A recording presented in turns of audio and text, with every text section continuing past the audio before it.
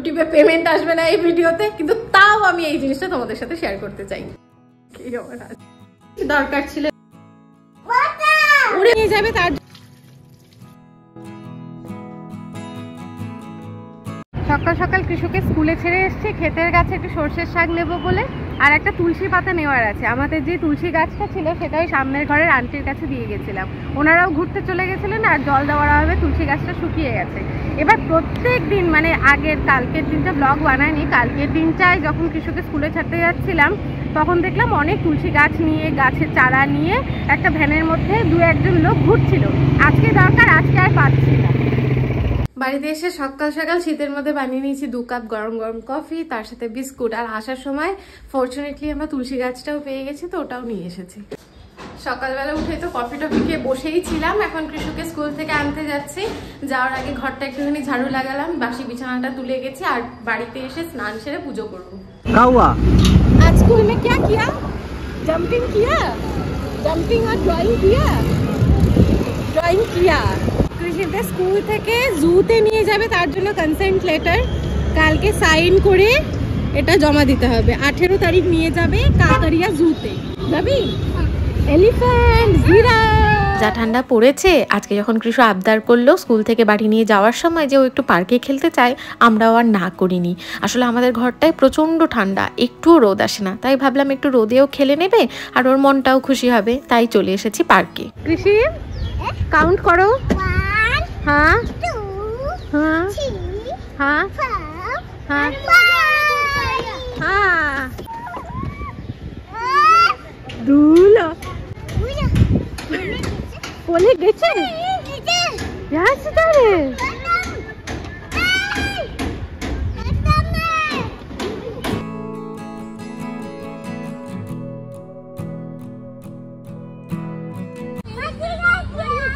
मजा आ गया क्या? मजा आ गया। अच्छा, এই যেন অল্পেতে স্বাদ মেটে না। আমাদের ছোটবেলাতেও আমরা এরকমই কান্নাকাটি করতাম যখন খেলা থেকে বাড়িতে নিয়ে যাওয়া হতো। আবার মাঝে মাঝে যখন টিউশন পড়াতে আসতো বিকেল বেলায়, তখন যে কি বিরক্তি লাগতো সেটা বলার মতন না। যাই হোক, ওকে বাড়িতে নিয়ে যাচ্ছি জোর করেই, কারণ এখন খাওয়াতে হবে, খাইয়ে ঘুম পাড়িয়ে দিতে হবে। আর না হলে আবার এরকমও হয় অনেক সময় না খেয়ে দিয়েই ঘুমিয়ে পড়ে, তাই জোর করে বাড়িতে নিয়ে এসছি। দেখা যাক এখন কতটুকু খাবার খায়। ট্রেনে কৃষুর খাওয়া দাওয়ার জন্য এই যে একটা কৌটোর মধ্যে মুড়ি গুঁড়ো, একটা কৌটোর মধ্যে ছাতু, কর্নফ্লেক্স গুঁড়ো, এগুলো আমি ক্যারি করি, কিন্তু এগুলো কিছুই খাই না। তবে আমি সেফটি পারপাসে ক্যারি করি, যদি বাই চান্স আমাদের খাবারগুলো না খায় তাহলে এই জিনিসগুলো জোর জবরদস্তি খাইয়ে দিতে হবে, কারণ না খাইয়ে তো রাখা যাবে না। তো এখন যেহেতু পুরোপুরি রুটিন আমাদের সেট হয়নি, সবে মাত্র কৃষককে স্কুল থেকে নিয়ে আসলাম, আমিও স্নান সেরে পুজোটা দিলাম, তাই ভাবলাম কৃষককে একটু ছাতু আর মুড়ি, এই যে ছাতু আর মুড়ি গুলেছি, এটা একটু খাইয়ে দিই, এটা খেয়েও ঘুমিয়ে পড়বে, ওকেও এসে স্নান টান করিয়ে দিলাম। তারপর ধীরে ধীরে রান্না বান্নাটা করবো। আসলে কোথা থেকে ঘুরে আসার পর এনার্জি কাজের হাই থাকে, কিন্তু এখানে এবার এতটাই ঠান্ডা পড়েছে আর আমি ঠান্ডায় না কাজ করতে পারি না, ভীষণ অলস হয়ে যায়, তো সেই জিনিসটাই হয়েছে। যাই হোক, ধীরে ধীরে রুটিনটা আবার 2-4 দিনের মধ্যে আবার আগের মতন হয়ে যাবে। ঋষির কি হয়েছে?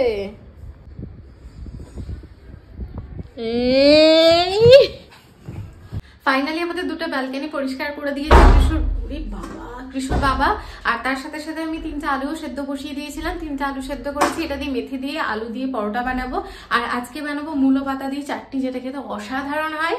আর যতক্ষণে ও ব্যালকনিগুলো পরিষ্কার করেছে আমিও বসেছিলাম না, আমিও কিচেন টপটাকে ভালো করে পরিষ্কার করে নিয়েছি, যাতে করে রান্না বান্না করতে সুবিধা হয়। আসলে পরিষ্কার পরিচ্ছন্ন জায়গায় রান্না বান্না করতে ভালো লাগে, তার জন্য। মেথি শাক ছাড়ানোর সময় আমি শুধুমাত্র পাতাগুলোই নিচ্ছি, ডাটাগুলো খুব একটা পরোটাতে দিই না, তবে এমনি শাক বানালে তখন ডাটাগুলো দিই। ভালো করে জল ধোয়া করে নিচ্ছি, প্রচুর ধুলোবালি থাকে তো, তাই 2-3 বার ভালো করে জল দিয়ে ধুয়ে নিতে হবে।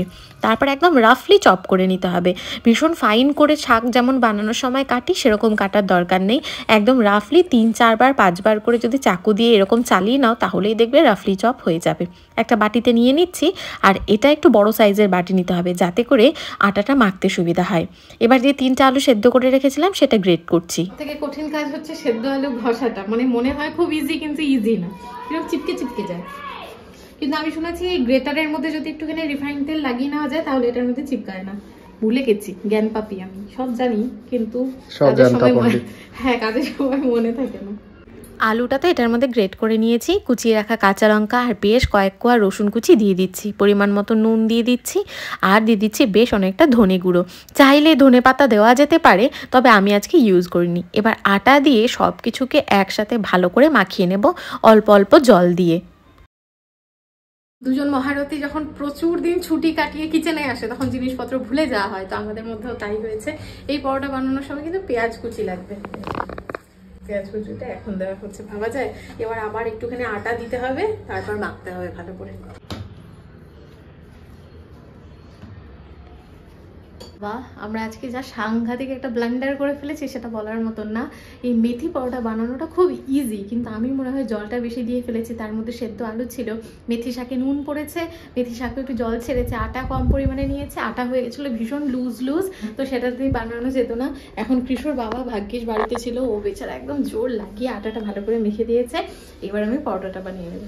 হাজব্যান্ড বাড়িতে থাকলে কিছু তো সুবিধা হয়। আমরা যেরকম রুটি বানানোর জন্য আটা মাখি ঠিক সেইভাবে আটাটাকে মেখে নিতে হবে, ভীষণ নরমও না বা ভীষণ শক্ত না। এই যে তারপর অল্প অল্প শুকনো আটা দিয়ে যেরকম রুটি বানাই ঠিক সেইভাবে রুটিটা বানিয়ে তাওয়া গরম করে এটার মধ্যে আগে রুটির মতন এপিট ওপিট সেঁকে নিতে হবে। এপিট ওপিট ভেজে নিয়েছি রুটির মতন, তারপর অল্প পরিমাণে তেল কিংবা ঘি দিয়ে যেরকম পরোটা আমরা সেঁকে নিই ঠিক সেইভাবেই সেঁকে নিতে হবে। আসলে এখানে রিকি বানাচ্ছে, আমি বেলে বেলে দিচ্ছিলাম আর ও সাথে সাথে পরোটাগুলো ভেজে নিচ্ছিল।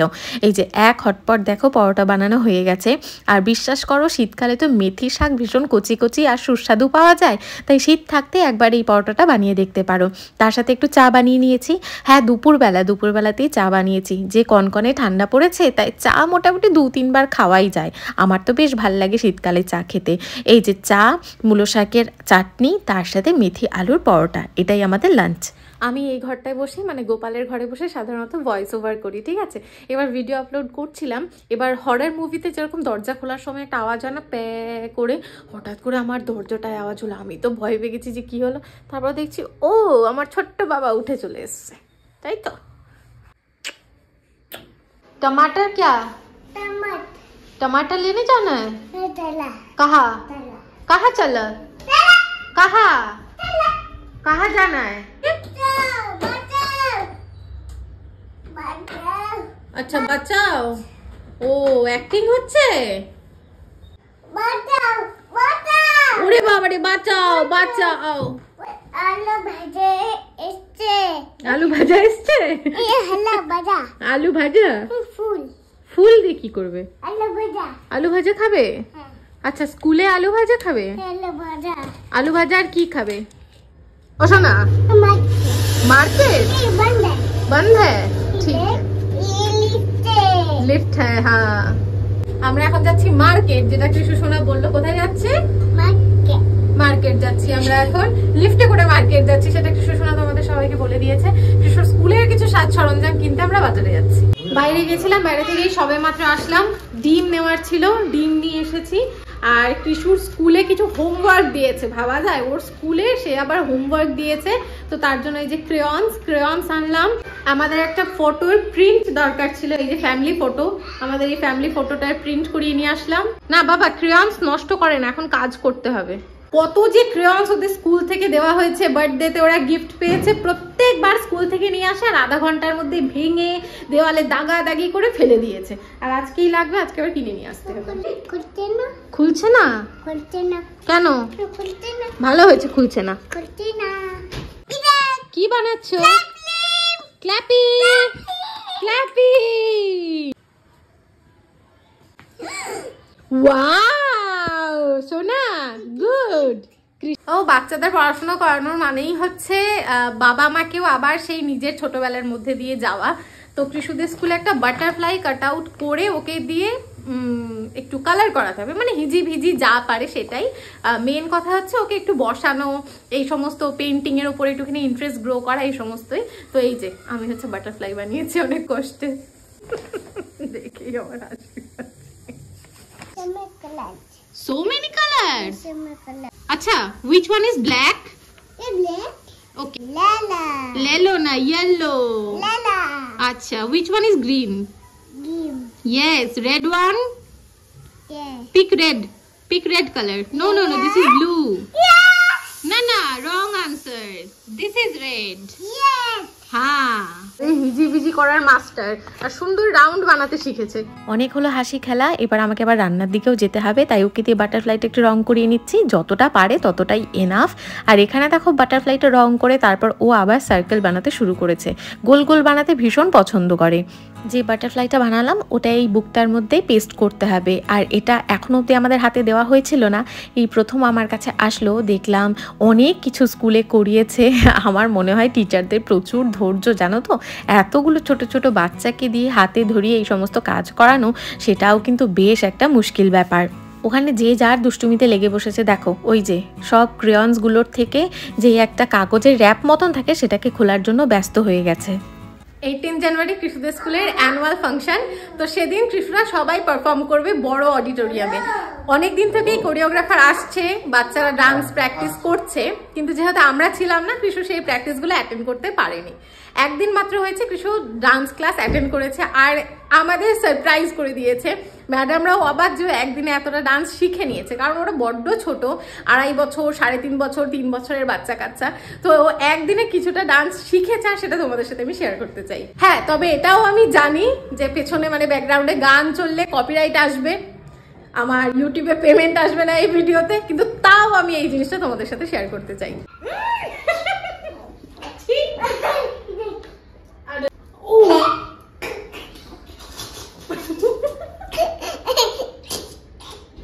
তুমি করো, আমাকে দেখাও।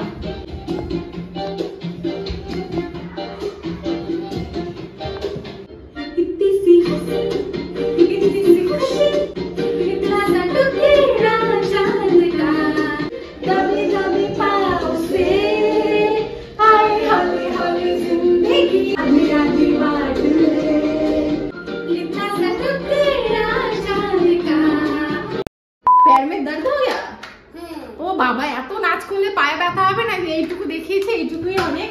প্রথম দিনে এইটুকু শিখেছে, আরো তো এখনো প্র্যাকটিস হবে, ধীরে ধীরে হয়তো ইমপ্রুভ হবে। আর যদি ইমপ্রুভ নাও হয়, স্টেজে গিয়ে দাঁড়ানো এত মানুষের সামনে, এটাই হচ্ছে সব থেকে বড় ব্যাপার, তাই না কৃষি? Good, Bravo. আজকে রাতের খাবার আমাদের এই যে ডিম দিয়ে আলু দিয়ে ঝোল আর ভাত। কৃষি সোনা কি খাচ্ছ? আলু ভাজা। তোমার তো সারাদিন শুধু আলু ভাজা খাও তুমি। এই যে ডিম আলু দিয়ে ঝোল আর ভাত। ফাইনালি দুই ধারে দুই কলা গাছ, মাঝখানে এক মহারাজ শুয়ে রয়েছে, তো কৃষু মাঝখানে শুয়ে, আমরা দুই ধারে শুয়ে, স্বাভাবিক ব্যাপার। আর একটু আগেই কাজকর্ম শেষ করে ঘরে চলে এসেছি ঘুমানোর জন্য। কালকের জন্য একটু লোবিয়া ভিজিয়ে রেখেছি, কৃষুর বাবাকে লাঞ্চে বানিয়ে দেবো। আর চাল আর নানান রকম ডাল ভিজিয়ে রেখেছি কৃষু সোনার লাঞ্চের জন্য, মানে টিফিন বক্সে যেটা প্যাক করব। মোটামুটি কাজকর্ম হয়ে গেছে, আর আজকের ব্লগটাও শেষ করার সময় হয়ে গেছে। যদি আমাদের ব্লগে তোমাদের কিছু ভালো লেগে থাকে অবশ্যই একটা কমেন্ট করে জানিও, আর যদি খারাপও লাগে সেটাও অবশ্যই জানাতে ভুলো না। আজকের ব্লগটা এখানেই শেষ করছি, তোমাদের সাথে দেখা হবে কালকে অন্য একটা ঝলমলে ভিডিওতে। Bye bye, good night and take care.